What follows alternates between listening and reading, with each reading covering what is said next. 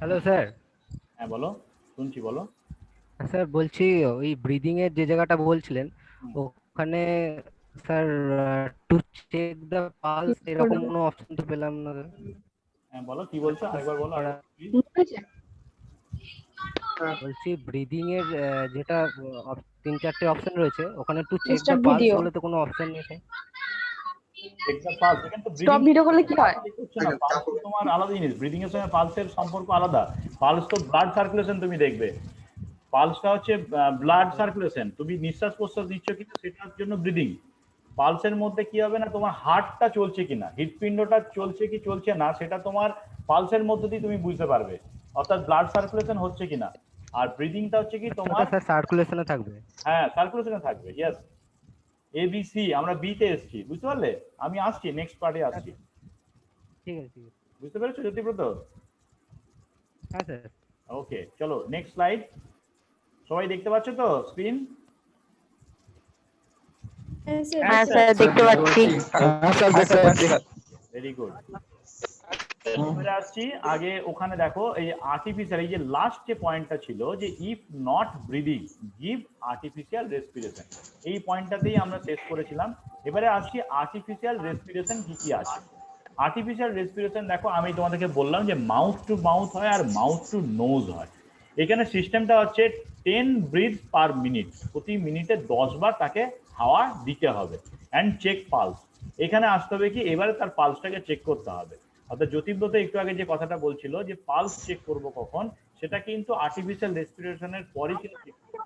Basically এখানে পালসের মাধ্যমে কিন্তু আমরা সে ব্রিদিং করছে কিনা বুঝতে পারবো না, আমরা পালসের মাধ্যমে কি দেখবো, যে তার রক্ত সংবহন হচ্ছে কিনা, অর্থাৎ ব্লাড সার্কুলেশনটা হচ্ছে কিনা, তার হার্টটা পাম্প করছে কিনা, এটা দেখবো। এবারে দেখো প্রত্যেকটা জিনিস প্রত্যেকটার সাথে রিলেটেড আছে। আমার ব্রিদিং হওয়া মানে হচ্ছে ফুসফুসের মধ্যে অক্সিজেন যাওয়া, ফুসফুসের কাজ হচ্ছে অক্সিজেনটাকে ও রক্তে সরবরাহ করবে। এবারে সেই রক্তটা কোথায় যাবে না, আমার হার্টের মাধ্যমে পাম্পিং হয়ে আমার শরীরের প্রত্যেকটা জায়গাতে, প্রত্যেকটা কোষে কোষে ব্লাড যাবে। যাবে কি যাবে না? তাহলে আমাকে আর্টিফিশিয়াল রেসপিরেশন, অর্থাৎ দেখো এখানে একজন ভিকটিমকে যে ফার্স্ট এড করছেন উনি মুখ দিয়ে তাকে হাওয়া দিচ্ছেন।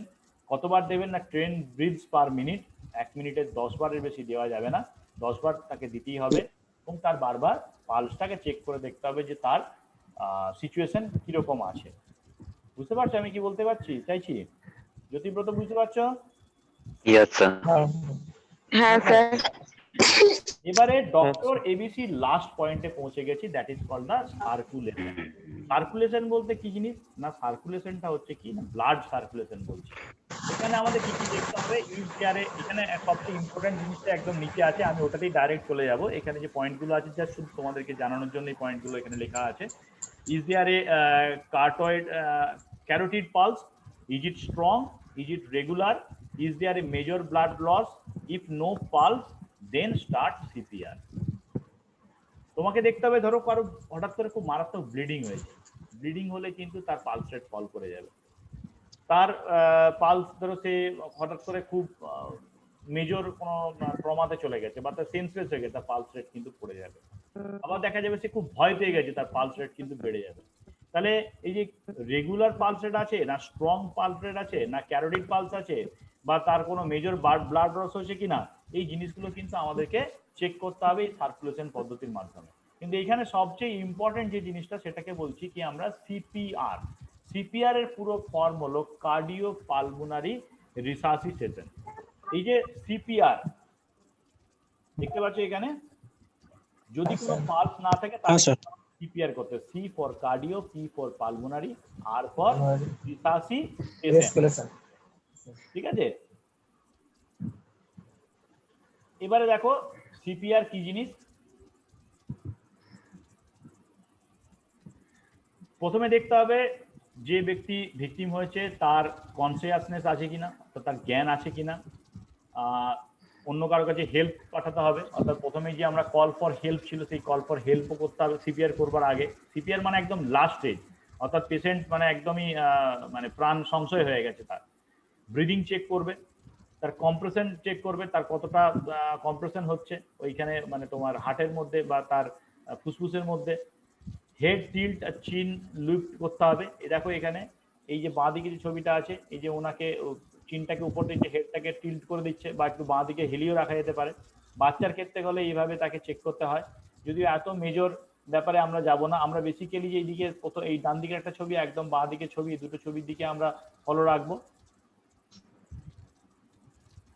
এখানে দেখো এই যে হেড টিল্ট চিন লিফট রুল, কিভাবে পেশেন্টের দেখতে পাচ্ছ এখানে মাথাটাকে টিল্ট করে দিয়ে এই যে চিনটা আছে চোয়ালটাকে কিভাবে উপর দিকে তোলা হচ্ছে, সিপিআর করবার আগে এটা করতে হবে। এটার ফলে কি হয় না, যে এয়ার ওয়েটা আছে সেই এয়ার ওয়েটা খুলে যায়, অর্থাৎ হাওয়া ভেতরে ঢুকতে পারে। এখানে দুটো জিনিস মাথায় রাখতে হবে, ডুজ আর ডোন্ট, কি করবে কি করবে না। বিফোর হ্যান্ডেলিং ক্যাজুয়ালিটি তোমাকে মাস্ক ব্যবহার করতে হবে, গ্লাভস পরতে হবে, আর হ্যান্ড কভার ইউজ করতে হবে। এই জিনিসগুলো তোমাকে করতে হবে। এখন তো সবাই আমরা মাস্ক, গ্লাভস, হ্যান্ড কভার এগুলো তোমরা জেনেই নিয়েছি।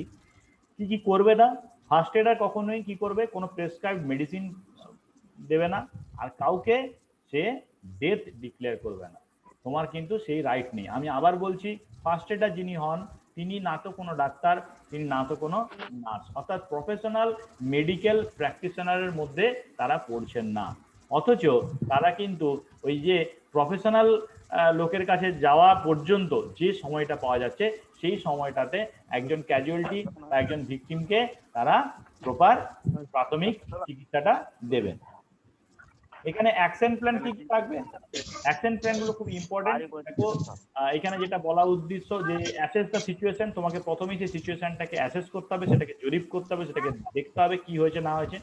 Safety of yourself and the casualty, তোমার এবং তুমি যা চিকিৎসা করতে যাচ্ছ সেই ক্যাজুয়ালিটি সেফটিটা তোমাকে মাথায় রাখতে হবে। অ্যাসেস দ্য ক্যাজুয়ালিটি, ক্যাজুয়ালিটি কতটা কি তার ক্ষতি হয়েছে, তার ইনজুরি তোমাকে ভাবতে হবে, বা তার কোনো যদি অন্যান্য সমস্যা থাকে সেটাকেও তোমাকে অ্যাসেস করতে হবে, যে তার যদি জ্বলে গিয়ে থাকে কতটা জ্বলেছে, যদি তার পা ভেঙে থাকে তাহলে কতটা পা ভেঙে, যদি হাত ভেঙে গেছে বা কতটা হাত ভেঙেছে, কিভাবে হয়েছে, যদি জ্বলে গিয়ে থাকে, কেটে গিয়ে থাকে, কাটিং কতটা ব্লিডিং হয়েছে, এই জিনিসগুলো তোমাকে অ্যাসেস করতে হবে। তারপরে আছে ট্রিট দ্য ক্যাজুয়ালিটি, ক্যাজুয়ালিটিকে তোমাকে প্রাথমিক চিকিৎসা করতে হবে। দেন কি করতে হবে, arrange the removal of the casualty to hospital or safe area. তারপরে তোমায় কি করতে হবে না, ক্যাজুয়ালিটিকে সঠিক জায়গায় স্থানান্তর করতে হবে, তার জন্য যে ট্রান্সপোর্টেশন লাগবে সেটা তোমাকে করতে হবে। Write a report or comment, তোমাকে কি করতে হবে না, কি তুমি দেখেছো, কি সিন ছিল, কিরকম ভাবে ক্যাজুয়ালিটিকে তুমি হ্যান্ডেল করেছো, তার কি কন্ডিশন ছিল, এই সম্বন্ধে তোমাকে তোমার নিজস্ব ডায়েরিতে নোট করতে হবে, রিপোর্ট করতে হবে, এবং ওই স্ট্যাটাসটা বা যা যা ছিল সেটা তুমি যখন হসপিটালে নিয়ে যাচ্ছ ডাক্তারবাবুর সামনে, সেই বিষয়টা তোমাকে তুলে ধরতে হবে। বুঝতে পারলাম? তবে গিয়ে তার ফার্দার চিকিৎসাটা খুব সহজেই মানে প্রফেশনাল মেডিকেল যারা আছেন, ডক্টর যারা আছেন বা নার্স আছেন, তারা কিন্তু সেটা তাকে দিতে পারবেন। বুঝতে পারলে কি বললাম? এবারে আসি, দেখো যে যে জিনিসগুলো হয় ন্যাচারালি আমাদের ওয়ার্কশপে কাজ করতে গেলে, তার মধ্যে কি হচ্ছে না, কোনো জায়গায় কেটে গেলে আমাদের ব্লিডিং হয়। এখন এই যে ব্লাড যদি বেরোতে থাকে এবং ব্লাডটাকে যদি আমরা বন্ধ করতে না পারি, অর্থাৎ ব্লাড যদি বন্ধ না হয়, ব্লাডটা যদি ক্লটেড না হয়ে যায়, তাহলে কিন্তু এটা একটা সিভিয়ার কন্ডিশনে পৌঁছে যেতে পারে।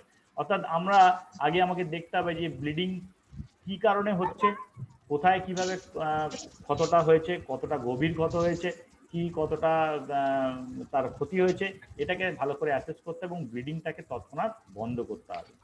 তাহলে এবারে এখানে ব্লিডিং বন্ধ করার কি পদ্ধতি আছে, দেখো, মেনটেন প্রেসার অর উন্ড, তুমি যে জায়গাটা কেটে গেছে সেই জায়গাটাতে প্রেসার দিয়ে চাপ দিয়ে রাখতে পারো। 15 minutes apply more layer if needed, তোমাকে কটন দিয়ে বা একটা গজ দিয়ে তোমাকে ওখানে 15 মিনিট ধরে ওখানে চেপে রাখতে মিনিমাম।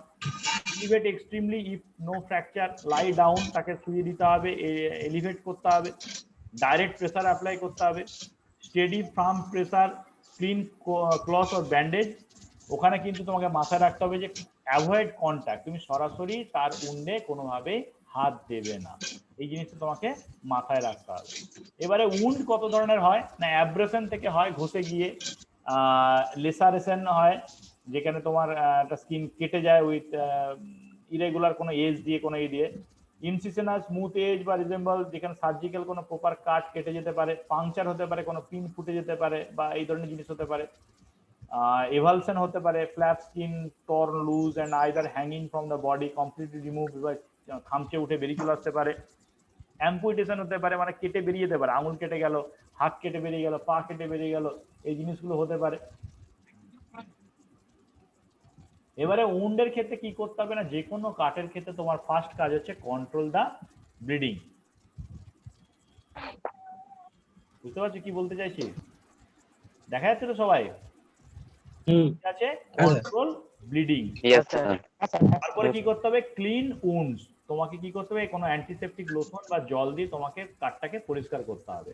তারপরে কি করতে হবে, রিমুভ স্মল অবজেক্ট যদি ওর মধ্যে কোনো থাকে, কোনো ধরো কোনো বালি ঢুকে আছে বা আদার্স কোনো মেটাল চিপ ঢুকে আছে বা কিছু অন্য কিছু আছে, তাহলে কি করতে হবে না, একটা চিমটা দিয়ে সিম্পলি ওটাকে পরিষ্কার করে তুলে নিয়ে আসতে হবে। যদি ব্লিডিংটা বাড়তেই থাকে তাহলে ডাইরেক্ট প্রেসার দিয়ে তোমাকে ব্লিডিংটা স্টপ করতে হবে। দরকার পড়লে তোমাকে অ্যান্টিবায়োটিক ওই উন্ডের উপর দিতে হবে। তারপর তোমাকে ব্যান্ডেজ দিতে হবে এবং যদি কন্ডিশন সিভিয়ার হয় তাকে হসপিটালাইজেশনের ব্যবস্থা করতে হবে। তাহলে কাট অ্যান্ড উন্ডস গেল। এবার আসছে কি, ব্লিডিং ওটা থেকে হলো, এবার আসছে বার্ন। এটাও কিন্তু খুব মারাত্মক। এবং কাট উন্ড যেমন আমাদের ওয়ার্কশপে হয়, আমাদের ওয়ার্কশপে কিন্তু এই জ্বলে যাওয়ার ব্যাপারটা একটা থাকে, কারণ আমরা সবসময় ডিজেল, পেট্রোল, মোবিল এইসব জ্বলনশীল পদার্থ নিয়ে আমরা প্র্যাকটিক্যাল করব। তাহলে এই ধরনের কাজ যখন আমরা করব বা আমরা যখন আগামী দিনে আমাদের কর্মজগতে প্রবেশ করব, তখন কিন্তু সেখানে যে যে জিনিসগুলো থাকবে সেখান থেকে কিন্তু আমাদের যে কোনো কারো পুড়ে যাওয়ার একটা সম্ভাবনা থাকবে। এখন দেখো আমরা তো ফায়ার সেফটি ব্যবস্থা তো নিশ্চয়ই করব, হ্যাঁ, কিন্তু ফায়ার সেফটি নিলেও আমি তো বলেছিলাম যে একটা কথা আছে, the best safety device is a careful man. একজন কেয়ারফুল ম্যান বা একজন কেয়ারফুল ওমেনই একজন বেস্ট সেফটি ডিভাইস। সে যদি সতর্ক থাকে তাহলে কোনোদিন কোনো দুর্ঘটনা ঘটে না। কিন্তু বেসিক্যালি দেখা যায় যে আমি হয়তো সতর্ক আছি, কিন্তু আমার যে কো ওয়ার্কার আছে বা আমার যে কলিগ আছে, সে যদি সতর্ক না থাকে তাহলে কিন্তু আমরা কোনো সময় যে কোনো হ্যাজার্ডকে অ্যাভয়েড করতে পারবো না। তো সেক্ষেত্রে ছোটখাটো দুর্ঘটনা ঘটতেই পারে।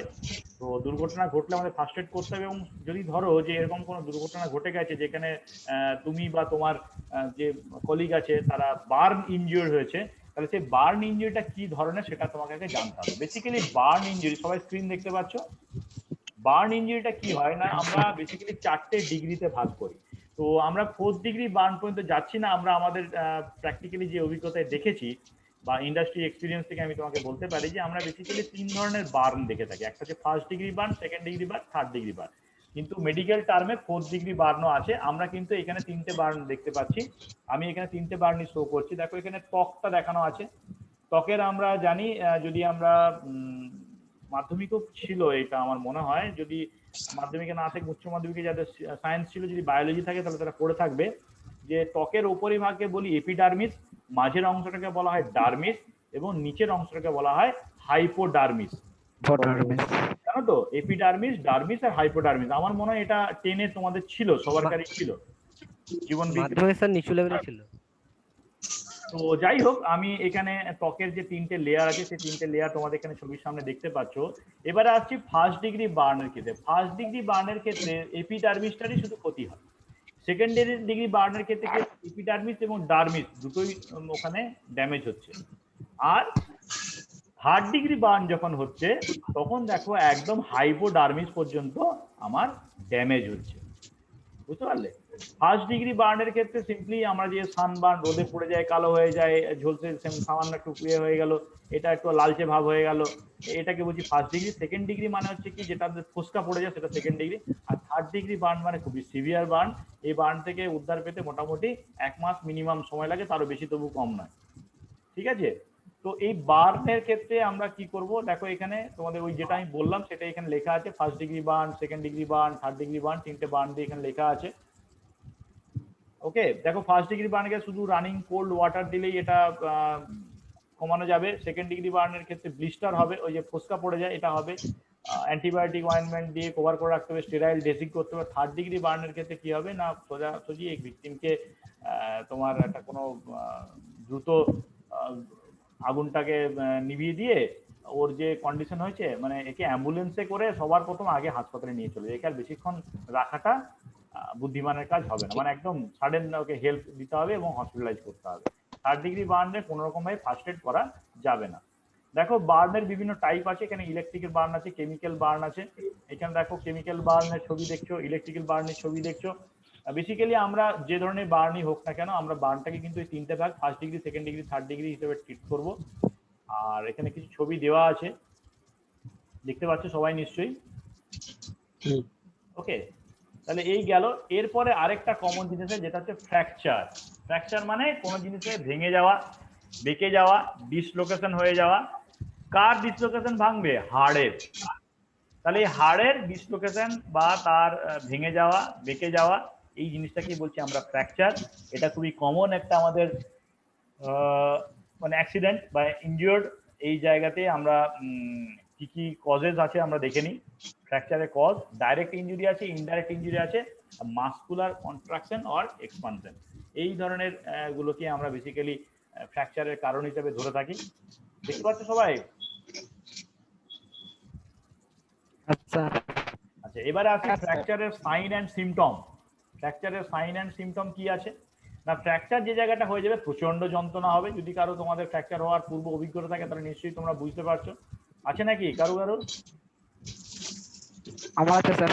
ওকে, আছে মোটামুটি অল্প বিস্তর সবার কাছে ফ্র্যাকচারের অভিজ্ঞতা আছে। পেন হবে, সোয়েলিং হবে, যেটা ফুলে যাবে, টেন্ডারনেস হবে, লস অফ পাওয়ার হবে, ডিফর্মিটি হবে, আনন্যাচারাল মুভমেন্ট হবে, ইরেগুলারিটি আসবে, অ্যান্ড ক্র্যাপিটাস হবে। এই ধরনের জিনিসগুলো আছে। This are the medical term. ফ্র্যাকচারের ট্রিটমেন্ট কি আছে না, তোমাকে ফার্স্ট এড করতে গেলে মেক দ্য পেশেন্ট কমফোর্টেবল। তার যে জায়গাটায় লেগেছে বা যে জায়গায় ফ্র্যাকচার হয়েছে, পেশেন্টকে সবার আগে তাকে প্রচন্ড ব্যথা হচ্ছে তো তাকে একটুখানি কমফোর্ট দেওয়ার চেষ্টা করতে হবে। তার ওই ফ্র্যাকচার হয়ে গিয়ে কোনো ব্লিডিং হচ্ছে কিনা সেটাকে দেখতে হবে। তাকে সাপোর্ট দিতে হবে। কিরকম সাপোর্ট না, যাতে সরাসরি ট্রান্সপোর্টেশন করতে গেলে তার ওই জায়গাটাতে যে জায়গাটা ডিসলোকেশন হচ্ছে, ভেঙে গেছে, তার জন্য ব্যথা না লাগে। এই ব্যাপারটা একটু ফলো রাখতে হবে, রেখে তাকে ট্রান্সপোর্টেশন করে হসপিটালাইজেশনের ব্যবস্থা করতে হবে। এবারে আসছে কি ব্যান্ডেজ। তোমাকে তুমি তো এতক্ষণ দেখছিলে যে ধরো কেটে যেতে পারে, কারো কারো পুড়ে যেতে পারে, বা কারো ফ্র্যাকচার হতে পারে। সব জায়গায় কিন্তু আমরা পেশেন্টকে কমফোর্ট দেবো বা আমার ভিকটিমকে একটুখানি কমফোর্ট দিতে গেলে ব্যান্ডেজ করতে হবে। তো ব্যান্ডেজ কি আছে, ব্যান্ডেজ আমরা সবাই জানি কটনের একটা ব্যান্ডেজ হয়। তো ব্যান্ডেজ হচ্ছে রোলার ব্যান্ডেজ বা ক্রেপ ব্যান্ডেজ থাকে, আর কতগুলো থাকে ট্রায়াঙ্গুলার ব্যান্ডেজ থাকে। এই ব্যান্ডেজগুলো আমাদের বেসিক্যালি ফার্স্ট এড বক্সের মধ্যে থাকে, বা আমাদের ফার্স্ট এড বক্সের মধ্যে এগুলো রাখা হয়। যখন যেটা যেভাবে দরকার পড়ে আমরা সেই ব্যান্ডেজকে এখানে ব্যবহার করি। আশা করি ফাংশন অফ ব্যান্ডেজ এই তো ব্যাপারগুলো তোমরা জানোই সবাই। এটা নিয়ে এক্সট্রা আর কিছু বলার দরকার নেই। যদি দরকার লাগে এইটাকে স্ক্রিনশট নিয়ে রাখতে পারো, তোমরা এখান থেকে পুরো অ্যান্সার পেয়ে যাবে। ঠিক আছে, আমি পরের সাইডে চলে যাচ্ছি। এরপরে যে জিনিসটা আছে যেটা ইজ কল্ড দ্য ট্রান্সপোর্টেশন। এটা খুব ইম্পর্টেন্ট একটা জিনিস আমার ক্ষেত্রে, এই কারণে যে আমরা ফার্স্ট এড করে দেওয়ার পর যত দ্রুত সম্ভব ওই ভিকটিম বা ক্যাজুয়ালিটিকে আমরা সেফ হাউসে নিয়ে যেতে পারবো, সেটাই হবে আমার সাফল্য বা আমার সাকসেস। আমি একজন আহতকে আমি যত দ্রুত এবং যত সুষ্ঠুভাবে আমি তাকে নির্দিষ্ট জায়গাতে পৌঁছে দিতে পারবো, যেখান থেকে তার ফার্দার আবার তার ম্যানেজমেন্ট করা যাবে তার ইনজুরি বা তার অসুস্থতার উপরে, সেটাই কিন্তু আমাদের প্রাথমিক লক্ষ্য হবে। এবং সেই ট্রান্সপোর্টেশনের ক্ষেত্রে সবচেয়ে ইম্পর্টেন্ট যে জিনিস সেটা হলো 108 আমাদের অ্যাম্বুলেন্স নাম্বার থাকে। এছাড়া তুমি ফায়ার ব্রিগেড 101-এ ফোন করতে পারো, বা তুমি 100 অর্থাৎ 100 নাম্বার ডায়াল করে আমরা পুলিশের কাছ থেকেও হেল্প নিতে পারি। তাই তো এই জিনিসগুলো আমাদের মনে রাখা থাকতে হবে। এমার্জেন্সি নাম্বার লোড রাখতে হবে, এবং আমরা যে বলেছি কল ফর হেল্প, সেই জায়গাটা এটা খুবই ইম্পর্টেন্ট। এবারে কোনো জায়গায় ট্রান্সপোর্ট করতে গেলে কি লাগে না, স্ট্রেচার লাগে। এখন এমন কোনো জায়গাতে হতে পারে কি যে স্ট্রেচার নেই, সেক্ষেত্রে তুমি কি করবে? তাহলে সেই ট্রান্সপোর্টটা কি করতে হবে না, ক্যারিং এর ক্ষেত্রে একটা মড থাকে। কি মড না, ওখানে তোমাকে দেখতে হবে যে সিঙ্গেল পার্সন আছে না ডবল পার্সন, কিভাবে তুমি তাকে ট্রান্সপোর্ট করলে, তুমি বা তাকে একটা জায়গা থেকে সেফ জায়গা তুমি সরিয়ে নিয়ে এলে। অ্যাম্বুলেন্স আসতে দেরি আছে, কিন্তু যে জায়গাটা অ্যাক্সিডেন্ট হয়েছে তাকে সেই জায়গাতে সরিয়ে কোনো একটা অন্য জায়গাতে শিফট করতে হবে। তাহলে সেটা কিভাবে তুমি করবে, সেটা করতে গেলে দেখো, যদি একজন সিঙ্গেল পার্সন থাকে, এটা কিন্তু খুব ইম্পর্টেন্ট জিনিস। দেখো খুব ভালো করে, দুটো পদ্ধতি দেখো দেওয়া আছে, একটা হচ্ছে হিউম্যান ক্রাচ করে দেওয়া আছে, একটা ক্র্যাডেল করা আছে। দুটোই বুঝতে পারছো কিভাবে ট্রান্সপোর্ট করবে, মোড অফ ক্যারিং সবাই দেখতে পাচ্ছ? হ্যাঁ স্যার। বুঝতে পেরেছো কি দেওয়া আছে? হ্যাঁ স্যার। হ্যাঁ। এইভাবে তুমি কিন্তু যে অসুস্থ বা যে আহত তাকে তুমি স্থানান্তরিত করতে পারবে। আর কি করতে পারো তুমি একা থাকলে, পিঠে চাপিয়ে নিতে পারো, পিঠ কুমড়ি করে নিতে পারো, বা ফায়ারম্যানস লিফট বলে, তুমি তাকে উল্টোভাবে ওইভাবে তুলে নিতে পারো। দেখতে পাচ্ছ এভাবে তোলা যায় তো? হ্যাঁ স্যার। এবার ধরো তোমরা দুজন ফার্স্ট এডার আছো, দুজন আছো, সেক্ষেত্রে কিভাবে করবে? এইভাবে তুমি কাউকে নিয়ে গেছো খেলার মাঠে বা কোনো জায়গায় কোনো ইনজুরি হলে, এভাবে চাপিয়ে নিয়ে যায় হাতে হাতে জোড়া ধরে। হ্যাঁ খেলার মাঠে হয়েছে স্যার। হ্যাঁ স্যার। ফোর হ্যান্ড সিট থাকে, একটা হচ্ছে আর্ম সিট, দুটো সিট দেখতে পাচ্ছ। এইভাবে করে কিন্তু আমরা ক্যারিং করতে পারি। আর কি করা যায় দেখো, এইভাবে চেয়ারের দিয়ে করে নেওয়া যায়। আর এইভাবে কি করা যায়, দুটো হ্যান্ড দিয়ে দুটো পা ধরবে একজন, আর দুজন বগল দিয়ে তারজন ধরলে এটা ক্যারিং করা যাবে, যাবে কি না? আচ্ছা হ্যাঁ স্যার। হ্যাঁ স্যার। ঠিক আছে, তাহলে এই স্লাইডটা আমরা শেষ করে দিলাম। এবারে যেটা আছে, যেটা খুবই ইম্পর্টেন্ট, সেটা হলো ফার্স্ট এড বক্সটা কি জিনিস। ফার্স্ট এড বক্স যে কোনো জায়গায় থাকে, তোমরা আমাদের ওয়ার্কশপে এলেও ফার্স্ট এড বক্স দেখতে পাবে, প্রত্যেকটা ওয়ার্কশপে ফার্স্ট এড বক্স থাকে। এছাড়া তুমি যে কোনো জায়গায় কাজের জায়গায় যখন যাবে, তুমি দেখবে যেটা ফার্স্ট এড বক্স থাকে, যেটা ওই প্লাস সাইন দেওয়া থাকে বা লেখা থাকে, এটা ফার্স্ট এড বক্স বলে। বেসিক্যালি ফার্স্ট এড বক্সের ভিতরে কি কি থাকে দেখো, এখানে ছবিতে তোমরা দেখতে পাচ্ছ, ছবিটা বলার কিছু নেই কি থাকে, দেখতে পাচ্ছ। আমি বলবো না একটা আইটেমও, শুধু তোমরা দেখবে। দেখতে পাচ্ছ, চিনতে পারছো? হ্যাঁ ভালো করে দেখি চলো। হ্যাঁ স্যার।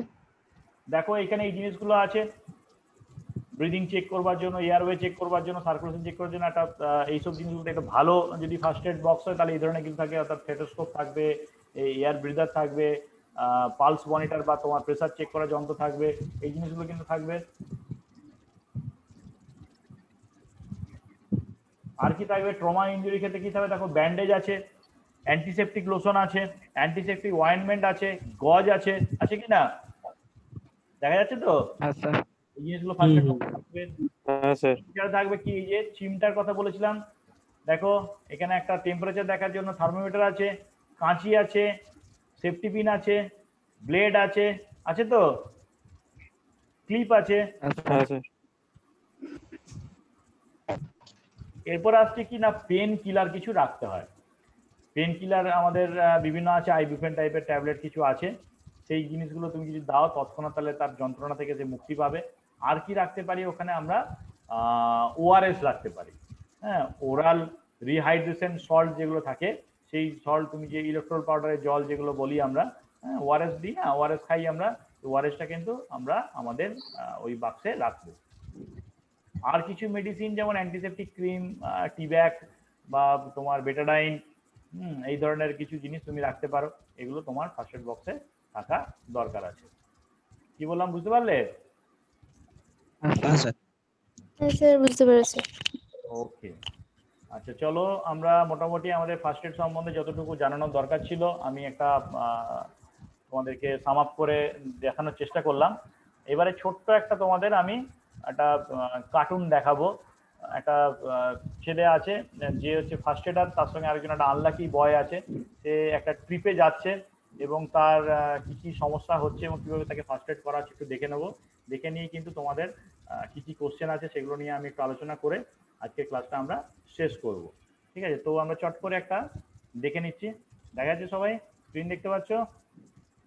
হ্যাঁ স্যার। হ্যাঁ স্যার। দেখা যাচ্ছে? হ্যাঁ স্যার। হ্যাঁ sir. He's going to show us how to perform first aid. And this is Bob. Bob is the unluckiest guy in the world. You will see why. Aid and Bob decided to go on a camping trip by taking the bus.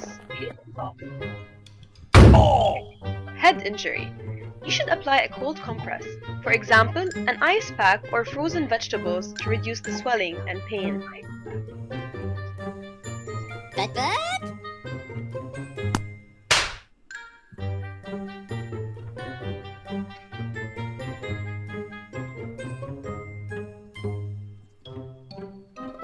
Nosebleed. Pinch the soft part of the nose, just below the bony ridge. Make sure they lean forward and breathe through the mouth to prevent blood from entering the windpipe.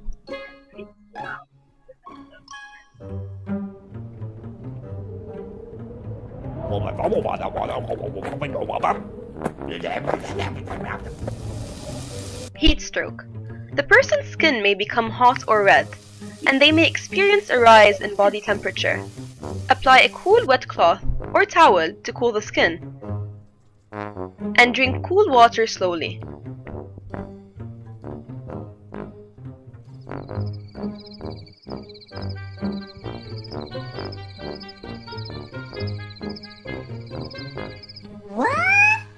Hypothermia. The person may be shivering, pale, and cold to touch. Warm the person by wrapping them in a blanket and giving them warm drinks.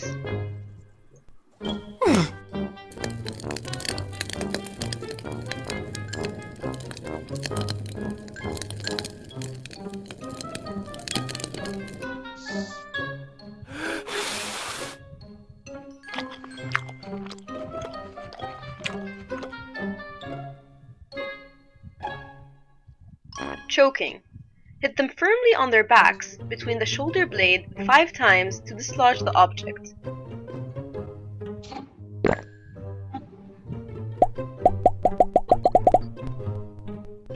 Allergies.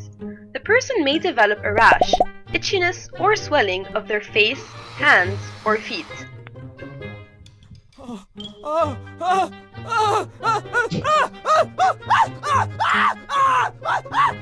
Burns. Cool the burn under cool running water for at least 10 minutes. Loosely cover the burn with a plastic wrap or a clean plastic bag to reduce the pain and prevent infection.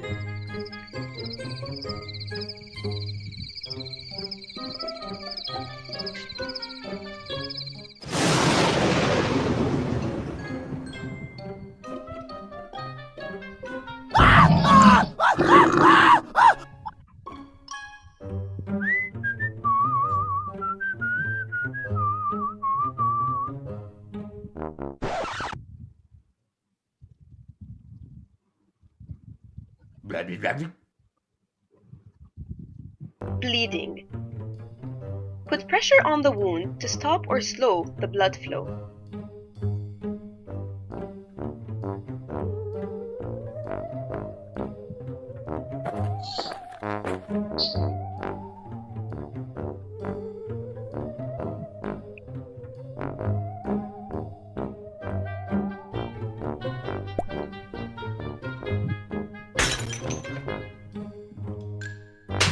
Unconscious. Check breathing by tilting their head backwards while looking and feeling for breath. If the person is breathing, move them onto their side and tilt their head back.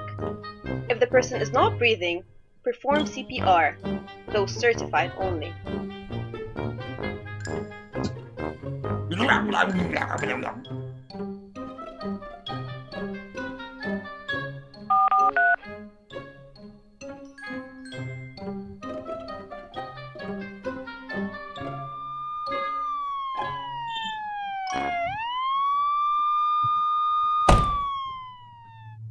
Always নিশ্চয়ই দেখতে পেয়েছো সবাই? Sir পেয়েছো কি করছি? হ্যাঁ, sir. যে কোনো সময় আমরা হ্যাঁ, বাইরে স্যার। কোথাও বেরোলে আমাদের কিন্তু ফার্স্ট এডের প্রয়োজন পড়বে। আমরা সবসময় তো আর হাসপাতালের কাছাকাছি থাকবো না, তাহলে আমাদের ধরো হেড ইঞ্জুরি, ওই ছেলেটি ওই ক্যাম্পে যাচ্ছিল, বাসে চাপতে গিয়ে হেড ইঞ্জুরি হলো, বাস থেকে নামতে গিয়ে হোঁচট খেয়ে তার নোজ ব্লিডিং হয়ে গেল, তারপরে সে ওই মাউন্টেনে উঠতে গিয়ে হিট স্ট্রোকের শিকার হলো, রাত্রেবেলা হয়ে গেলে হঠাৎ করে তার খুব ঠান্ডা লাগতে শুরু করলো, তারপরে ঘুমোতে গেল, ঘুমোতে গিয়ে ওখানে কি হলো না ওকে ভাল্লুকে আক্রমণ করলো, ব্লিডিং হলো, তারপরে খেতে গিয়ে গলায় আটকে গেছিল খাবার, চোকিং হলো, খাবারটা খেয়ে তার হচ্ছে অ্যালার্জি হয়ে গেল, তারপরে তোমার ওখানে ও ওই আগুনে সামনে গেছিল, হঠাৎ করে আগুন লেগে গেছিল, মানে পুড়ে গেছিল। তো এই ম্যাটার গুলো তোমাকে কিন্তু ফার্স্ট এডের মাধ্যমে ট্রিট করতে হবে, তাই তো? তো আশা করি আমি আজকে যেটুকু তোমাদের সামনে প্রেজেন্ট করলাম রিগার্ডিং ফার্স্ট এড, তোমরা সবাই ফার্স্ট এড সম্বন্ধে বুঝতে পেরেছো। আশা করি তোমরা ফার্স্ট এড নিয়ে কোনোভাবে ঘাবড়ে যাবে না। তোমরা তোমাদের আশেপাশে যারা আছে যখন সুযোগ সম্ভব হবে সবাইকে ফার্স্ট এড দিয়ে প্রাথমিক চিকিৎসা বা তাকে সাপোর্ট দেওয়ার চেষ্টা করবে। আমি যে 4Cs কথা বলেছি বা ডক্টর এবিসি যে পয়েন্টগুলো বলেছি, এগুলো ভেরি ভেরি ইম্পর্টেন্ট পয়েন্ট, এইগুলো তোমরা মাথায় রাখার চেষ্টা করবে।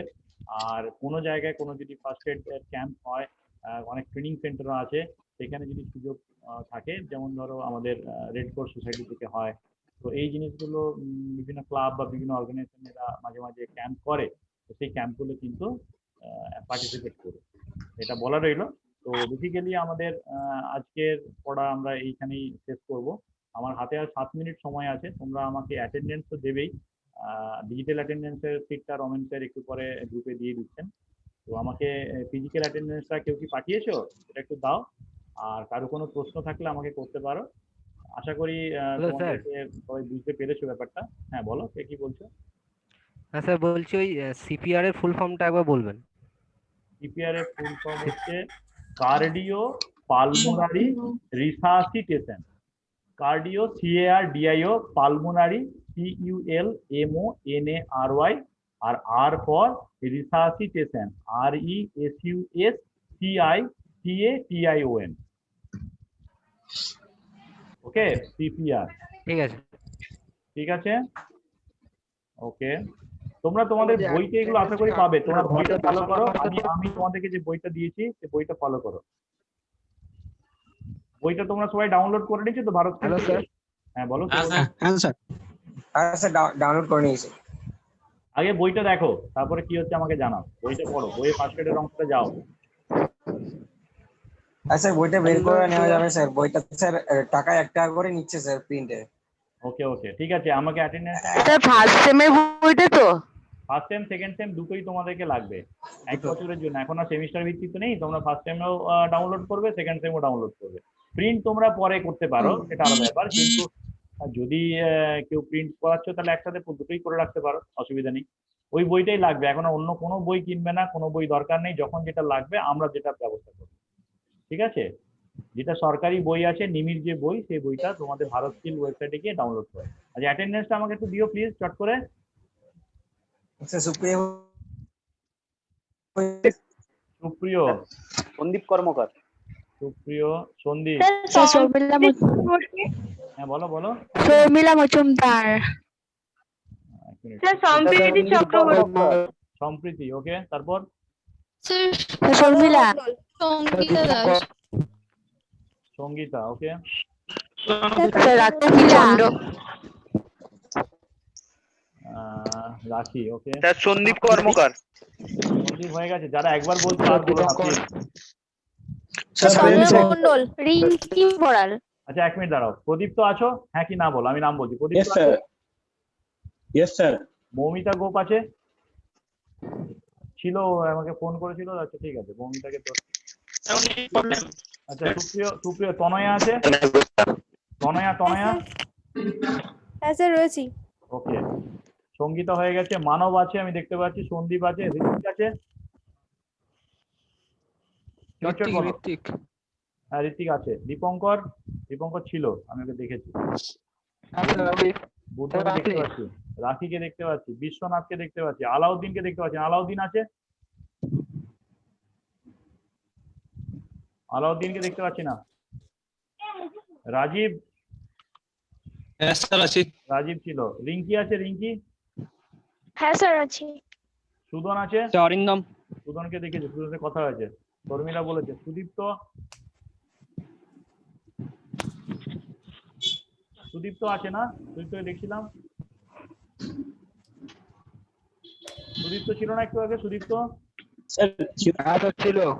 জ্যোতিষপুত্র ছিল। জাহাঙ্গীরকে দেখেছি। অঞ্জন মন্ডল, অঞ্জন মন্ডল, অঞ্জন মন্ডল আছি। ওকে। সাবির আলী দেখতে পাচ্ছি। অরিন্দমকে দেখতে পাচ্ছি। বিশ্বজিৎ মন্ডল আছে? হ্যালো স্যার, শুনতে পাচ্ছি না। বিশ্বজিৎ মন্ডল, স্যার সুদীপ্ত পাল। হ্যাঁ হয়ে গেছে, সুদীপ্ত হয়ে গেছে। লক্ষীরাম সরেন আছে? বিশ্বজিৎকে পাচ্ছি না। স্যার লক্ষ্মীরাম। হ্যাঁ স্যার, হ্যাঁ স্যার আছে। লক্ষীরাম আছে। ওকে। কৌশিক আছে? স্যার আছি। কৌশিক আছে। পৌলুস আছে। আর কে রয়ে গেল আমাকে বলো। কৌশিক। আলাউদ্দিন, আলাউদ্দিন, হ্যাঁ জাহাঙ্গীর হয়ে গেছে। আলাউদ্দিন আর বিশ্বজিৎকে খুঁজে পাচ্ছি না। এরা আছে কি নিয়ে আমাকে জানাও। আর নতুনদের মধ্যে কে আছে? স্যার আমি আছি স্যার। হ্যাঁ স্যার। স্যার আমি জয়সেন দাস। হ্যাঁ তোমার নামটা চেঞ্জ করবে, মানে তোমার ওখানে জয়সেন দেখাচ্ছে না, এটা গ্যালাক্সি J7 দেখাচ্ছে। আর কি আছে চটপট বলো। হ্যাঁ অবিনাশ গুপ্তা, তোমার মুখটা একটু দেখি তো বাবা, তুমি তো এই প্রথম এলে আজকে। হ্যাঁ স্যার। ক্লাস কিন্তু অফ করবে না, পরীক্ষার অ্যাডমিট কার্ড জেনারেট করবেন 80% অ্যাটেন্ডেন্স না হলে। শুধু অবিনাশ না, সবাইকে বলছি, be serious. Sir Ishaq Midda. Sir Sourav Mondal. Ishaq কোথায়? স্যার এই তো সৌরভ। আর ইয়ে কোথায়? স্যার ইশাক মিদ্দা। সম্প্রীতি হয়ে গেছে। স্যার ইশাক হয়েছে। অবিনাশ গুপ্তা ইশাক হয়ে গেছে, অবিনাশ হয়েছে। আর বলো। স্যার দীপঙ্কর, সুদন, দীপঙ্কর সব হয়ে গেছে। আমি আবার বলছি, আমি খুঁজে পাচ্ছি না আলাউদ্দিন কি ক্লাসে আছে? ইয়েস অর নো, আলাউদ্দিন আছে কি নেই? আর বিশ্বজিৎ। স্যার দেখছি না। আলাউদ্দিন আর বিশ্বজিৎকে একটু খোঁজ করো। আমার কাছে কোনো ইনফরমেশন নেই ওরা কানেকশন হয়েছে কি না। স্যার জ্যোতিব্রত হয়েছে? আচ্ছা, আরেকজন, হ্যাঁ জ্যোতিব্রত হয়ে গেছে। আরেকজন আজকে নতুন এলো, ইসাককে পেয়েছি, সৌরভ পেয়েছি, জয়সেন পেয়েছি।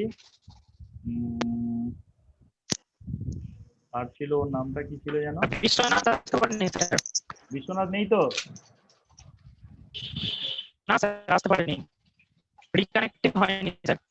সত্যজিৎ বাউরি জয়েন করেছে? সত্যজিৎ বাউরি নতুন, সত্যজিৎ বাউরি জয়েন করেনি না?